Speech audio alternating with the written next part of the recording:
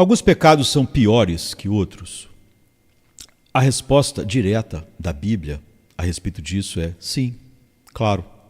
No entanto, por algum motivo, muitos acreditam que todos os pecados são igualmente maus aos olhos de Deus. Note que isso não é o mesmo que dizer que todo pecado, por menor que seja, é infinitamente sério aos olhos de um Deus infinito e digno de sua condenação infinita. As Escrituras afirmam o último, que todo pecado merece a condenação eterna. Mas não a ideia, por exemplo, de que roubar R$ 10 de uma senhora idosa é tão ruim quanto assassiná-la. Mesmo aqueles que promovem a ideia da equivalência entendem instintivamente que existem graus de pecado. Alguns são realmente piores aos olhos de Deus do que outros.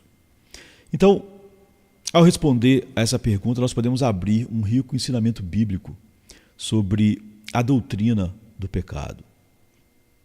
Para começar, considere o texto clássico sobre os graus do pecado relacionado à sentença de Jesus em resposta, por exemplo, a Pilatos.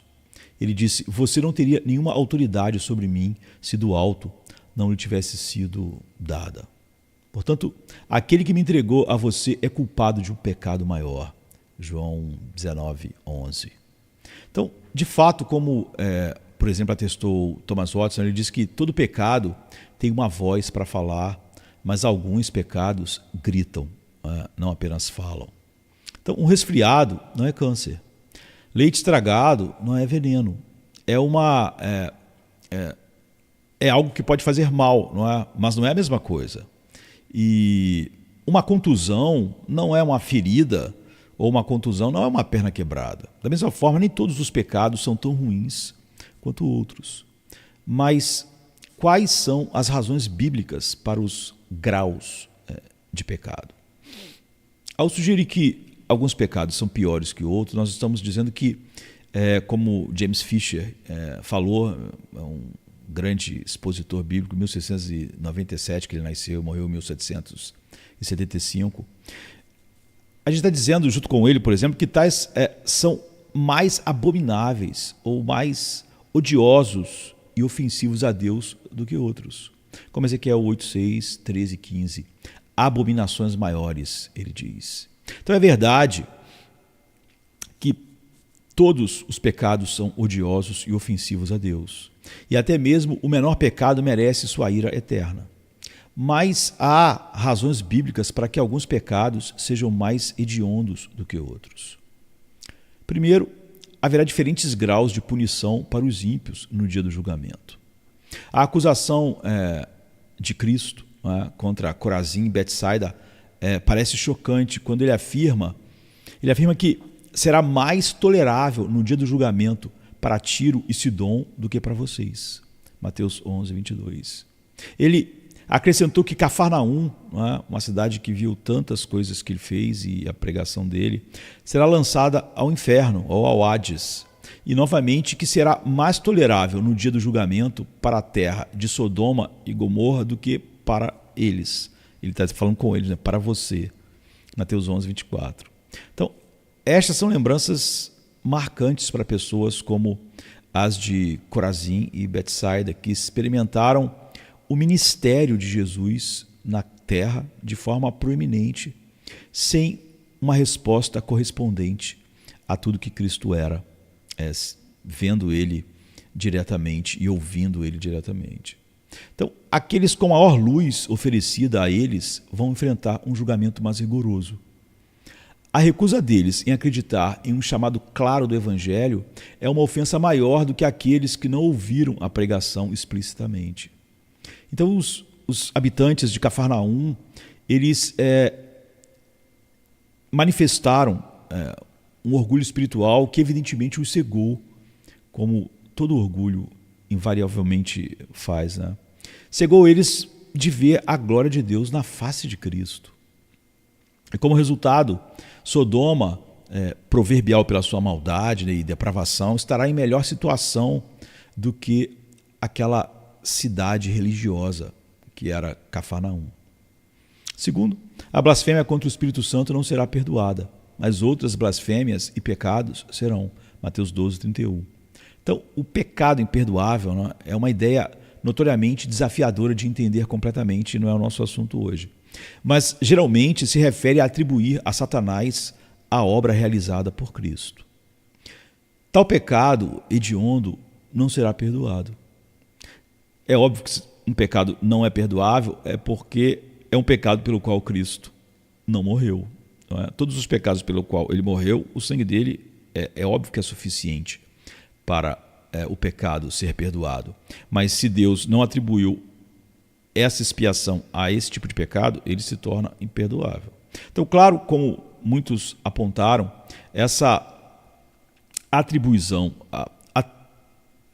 dos fariseus, né, essa atribuição farisaica do mal a Cristo, provavelmente é uma forma estabelecida de responder a ele, né, uma convicção de coração estabelecida, em vez de uma simples manifestação ocasional contra Cristo, mas um coração definido, entregue a isso. Né? Então, certos fariseus estavam chamando o bem de mal, né, ao falar que Jesus tinha demônio e operava por Beelzebu. Né? Eles estavam chamando o bem de mal e persistindo em seu ódio contra o Messias de Deus, mesmo suas consciências testificando o contrário. O que significa que não havia possibilidade de perdão. Deus entregou eles a essa depravação final. E terceiro, seguindo a ideia de pecados presunçosos, a lei do Antigo Testamento fez uma distinção entre pecado não intencional e intencional, ou presunçoso, ou seja, com uma mão decidida, né? Em Números 15, 28 a 31. A pessoa que pecar sem intenção deve oferecer um sacrifício, o texto diz, e o sacerdote fazer uma expiação diante de Deus pelo erro. Ou seja, pecar sem intenção. Aqueles, no entanto, que pecarem com uma mão forte, definida, serão cortados do povo de Deus porque desprezaram abertamente a palavra e os mandamentos de Deus. A iniquidade estará sobre ele. Não é? Em sua exposição do Catecismo Menor da Assembleia de Westminster, James Fisher fez várias perguntas que nos ajudam a entender como os pecados podem ser classificados como mais ou menos graves. Alguns são cometidos mais imediatamente contra Deus ou a primeira tábua da sua lei e, portanto, são frequentemente mais hediondos do que pecados contra qualquer homem ou qualquer preceito da segunda tábua. Com isso, nós queremos dizer que falar blasfemar contra Deus é pior do que blasfemar contra o nosso próximo, contra outro ser humano. Ambos são pecados contra Deus, mas a gravidade é maior quando diretamente ele é contra Deus. Então, de fato, mesmo na segunda tábua, nós podemos observar um tipo de, a gente poderia chamar de hierarquia. O assassinato é geralmente pior do que dar falso testemunho, a menos que esse falso testemunho leve ao assassinato de muitas pessoas. Não é? Então, o adultério é mais sério do que o roubo, já que todo adultério envolve roubo, mas nem todo roubo envolve adultério. Cobiçar a esposa de outro homem não é tão ruim quanto matar a esposa de outro homem.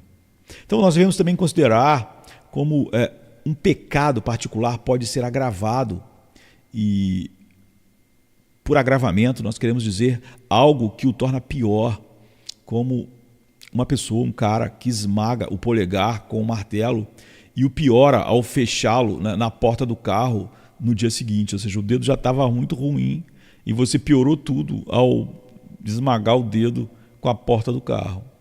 Então, por exemplo, a amargura de coração, ela é piorada se ocorrer durante o culto corporativo. E relacionado ao agravamento e classificação do pecado, Fisher nos diz que nós devemos considerar algumas coisas. Por exemplo, o que está pecando o ofensor, o que está sendo pecado contra, ou seja, quem é ofendido, a natureza do pecado, a natureza da ofensa e as circunstâncias de tempo e lugar para o pecado, ou seja, a situação. Além disso, a idade da pessoa, habilidades e posição social ou cargo são outros fatores. Então, considere algumas situações envolvendo roubo. Primeiro, um pastor rouba dinheiro da oferta da igreja para pagar dívidas de jogo e continuar visitando uma prostituta. Segundo, um menino de 7 anos rouba alguns dólares ou alguns reais ou algumas libras, independe do lugar que ele está, de outro amiguinho na escola para comprar alguns lanches no almoço. Claramente o pecado do pastor é mais sério e agravado pelas diferenças nas categorias mencionadas, né? Então é importante lembrar, em nossa doutrina do pecado e seus agravamentos, que a quem muito foi dado, muito será exigido. E a quem foi confiado mais, mais será pedido, como Jesus fala em Lucas 12, 48. Então nós podemos aplicar isso a muitos âmbitos de nossa vida cristã em termos de responsabilidade. Por exemplo, um pai, como chefe da família, tem uma maior responsabilidade de promover a piedade no lar do que os seus filhos. Ao não promover, é óbvio que o pecado dele é mais sério do que os filhos ao não promover a piedade lá. Um pastor tem uma maior responsabilidade de promover a verdade do que seu rebanho. Tem maior responsabilidade em defender a verdade, não é? Em manter a verdade do que o seu rebanho.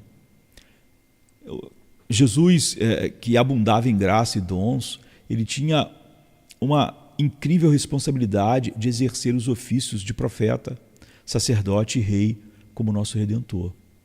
Teoricamente, né, não é possível, mas teoricamente, se ele pudesse ter pecado, teria sido o ato mais hediondo imaginável. É óbvio que ele tinha impecabilidade. Agora, como? Porque teria causado mais dano à glória e à honra de Deus do que se qualquer criatura meramente pecasse contra Deus. Então, as ameaças oferecidas na palavra de Deus são instrutivas para nós nesse assunto. Por exemplo, faltar deliberadamente à igreja uma semana não é bom, mas uma recusa contínua de estar num culto público sem ser impedido por nada realmente que é impeditivo é muito pior e pode ser um sinal de apostasia do Evangelho. As advertências de Hebreus 10, de 25 a 31, para apóstatas nos lembram que as ameaças mais severas do Novo Testamento que a gente encontra são dirigidas a líderes religiosos, por exemplo, Mateus 23, ou aos cristãos professos, a quem se diz cristão. Não é? Uma criança batendo em seu irmão não é descrita como alguém que pisoteou o Filho de Deus e ultrajou o Espírito da graça. Mas negligenciar se reunir com o povo de Deus Hebreus 10, 24, 25 e 29. Então, existem muitas avenidas de discussão ao examinar os vários agravamentos de pecado. Thomas Watson, por exemplo, ele ofereceu várias maneiras pelas quais uma pessoa agrava o pecado e que chegam ao cerne da seriedade do assunto em algumas questões. Então, alguns desses são dignos de consideração por nós. Nós agravamos ou tornamos nosso pecado pior, primeiro, ao negligenciar total e voluntariamente os deveres cristãos. Ele diz que não é ignorante a pessoa que aquilo é um dever, por exemplo, ler a palavra, mas deixar a Bíblia de lado como armadura enferrujada. A pessoa está convencida de que é um dever orar em sua família, mas pode passar dias e meses e Deus nunca ouvirá nenhuma oração dele. Ele chama Deus de Pai, mas nunca pede sua bênção, diz Thomas Watson. Em segundo lugar, ao viver em pecado que condenamos nas outras pessoas. Às vezes estão falando que as pessoas elas não têm amor, mas nós estamos falando com raiva, com amargura. Não é? Nós estamos cometendo exatamente a mesma coisa. Romanos 2, 1. Devemos tirar a trave do nosso próprio olho antes de remover o cisco do olho do outro, ou nós somos hipócritas, né? Mateus 7, 4 e 5. Terceiro, ao fazer um voto solene diante de Deus, depois quebrá-lo, né? A Bíblia diz, agora, pecar após um voto, Jesus disse que era melhor você não fazer o voto. Então, pecar após um voto de dedicar-se a Deus e dar sua alma ao diabo deve ser contra as mais altas convicções, né, que deviam reger um coração. Então, claramente é melhor não fazer um voto do que quebrá-lo. Eclesiastes 5:5. Em quarto lugar, ao persistir em nossa maldade, isso são só exemplos, né? Depois de ser aconselhado e advertido por amigos fiéis. Provérbios 27:6. Deus nos dá conselheiros fiéis para nos ajudar a conhecer melhor sua vontade. E rejeitar seu conselho é rejeitar o Deus que o providenciou através deles. Quinto, ao cometer um pecado, independentemente de uma ameaça específica contra ele, por exemplo, Hebreus 10, 24 a 31. Ainda que Deus aponte a ponta da sua espada ao peito de um pecador, ainda assim ele cometerá o pecado. Não é? É o exemplo de pecar assim. O prazer do pecado o deleita mais do que as ameaças o assustam. Para os homens verem a espada flamejante das ameaças de Deus brandida, como Adão viu a espada para que ele não voltasse ao Éden, e ainda assim se fortalecem e se prendem, não é? E decidem a estar no pecado, é em grande medida pecar contra a iluminação. E também a gente poderia dizer que é pecar contra a convicção. E sexto, ao pecar enquanto está sob a disciplina de Deus, o castigo de Deus. Assim, um pai cristão pode jogar e perder dinheiro, ser descoberto e sofrer vergonha por colocar sua família em perigo. Se o encontrarmos sentado no cassino depois disso, seu pecado será agravado. Não é? A idolatria de Acais ocorreu no tempo da sua angústia, 2 Crônicas 28, 22. No entanto, ele continuou em sua infidelidade diante de Deus, quando deveria ter se arrependido, já que ele estava sob disciplina. Portanto, não apenas pecar enquanto está sob a disciplina de Deus, mas também continuar em um curso de pecado é pior do que a pessoa que peca, mas se arrepende do mal cometido. Não é? Já a outra não, ela está, mesmo sob disciplina ou mesmo sob a convicção, ela vai continuar. Sétimo, ao se gabar de um pecado após cometê-lo. Pecar de maneira audaciosa e abertamente é muito pior do que pecar em fraqueza e com lágrimas arrependidas, não é? Ou de arrependimento depois. Por exemplo, Apocalipse 22:15, Romanos 1:28 até o 32. E o profeta Jeremias diz, vocês não sabem mais nem o que é corar de vergonha. Ou seja, pecar e nem sentir mais vergonha é o pecado agravado também.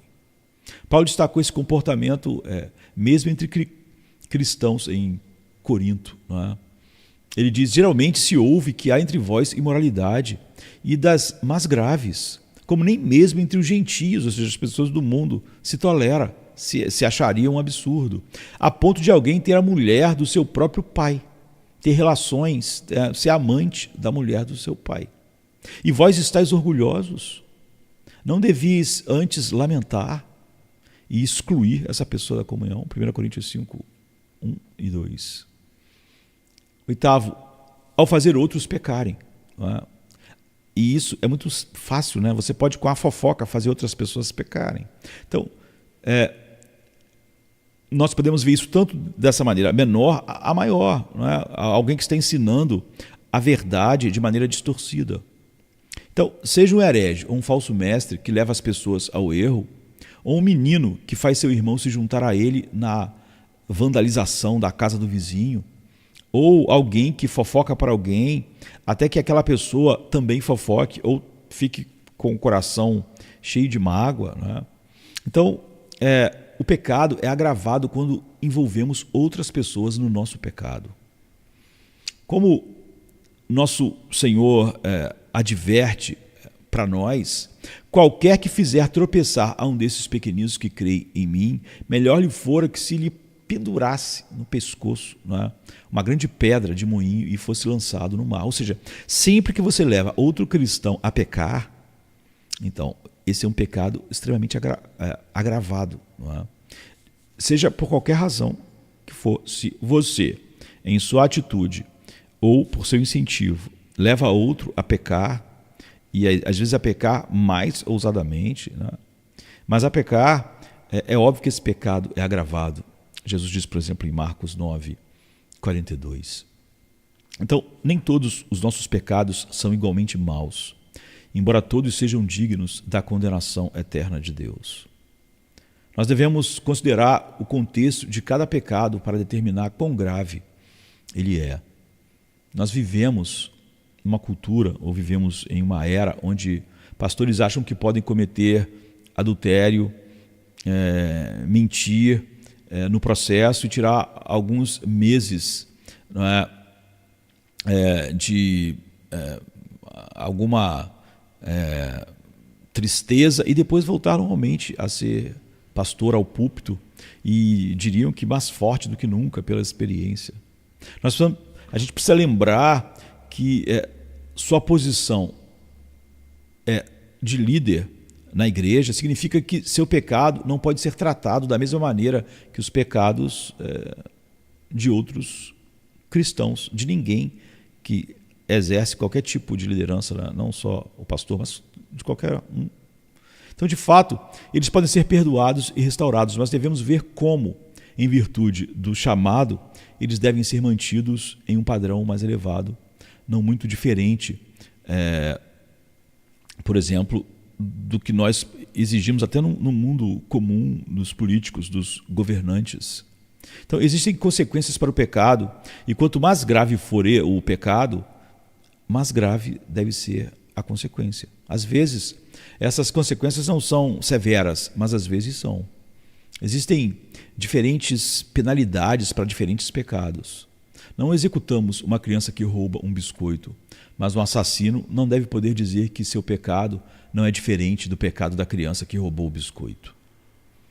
Pela graça de Deus em Cristo, nosso Salvador, né, que nós possamos refletir cada vez mais sobre como podemos agravar, piorar nosso pecado.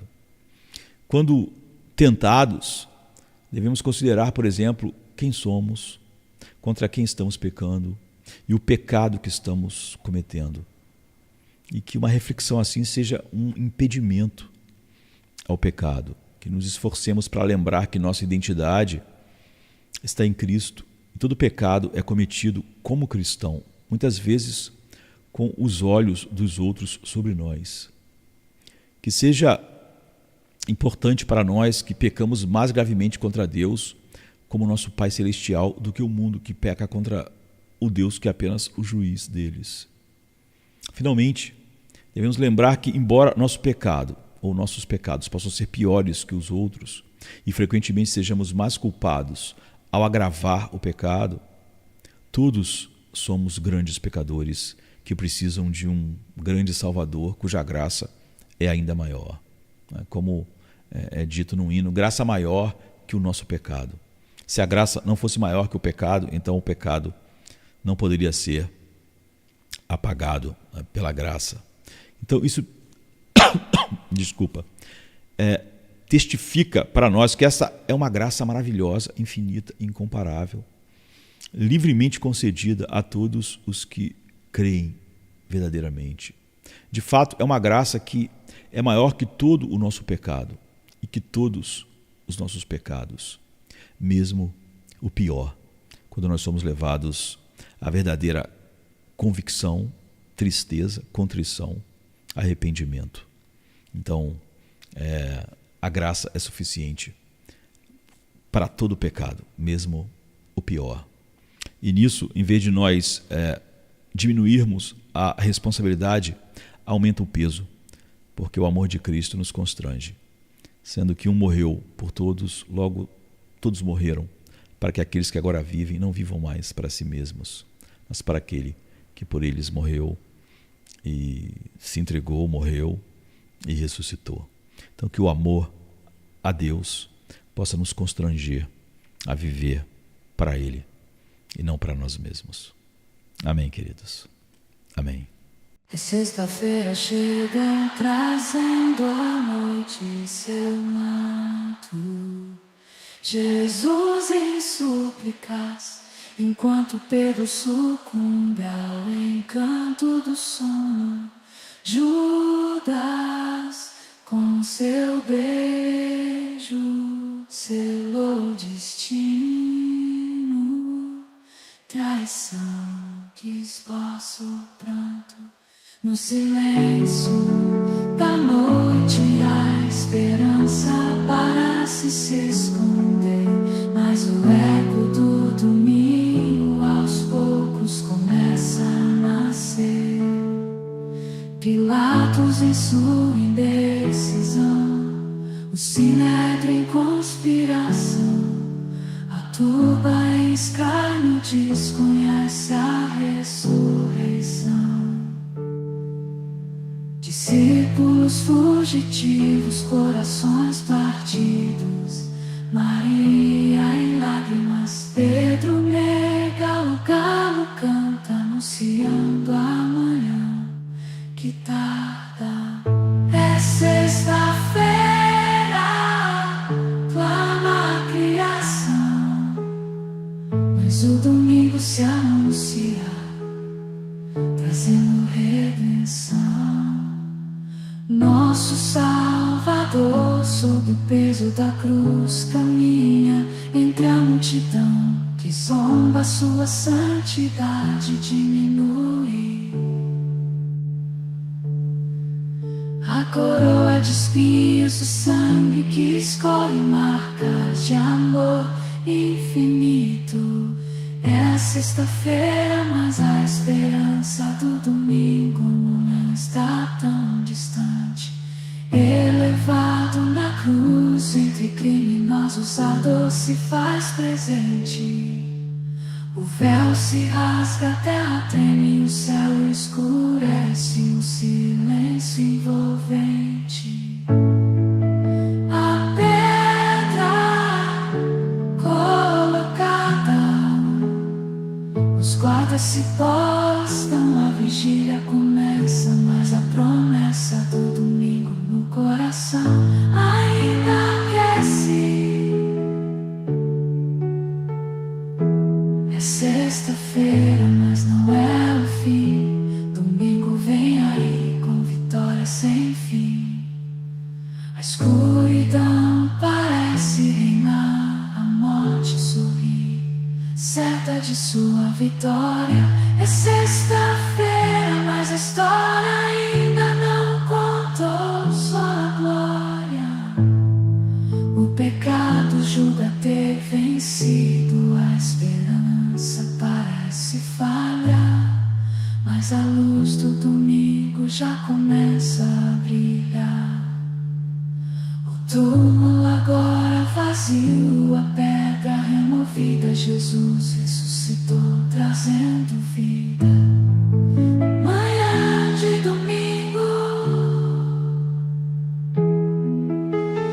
brilha a esperança restaurada. A morte foi vencida, a redenção proclamada. É sexta-feira, mas a alegria vem com o amanhecer. Domingo já chegou, ensinando-nos a renascer. Nosso Salvador, sob o peso da cruz, caminha entre a multidão que zomba, sua santidade diminui. A coroa de espinhos, o sangue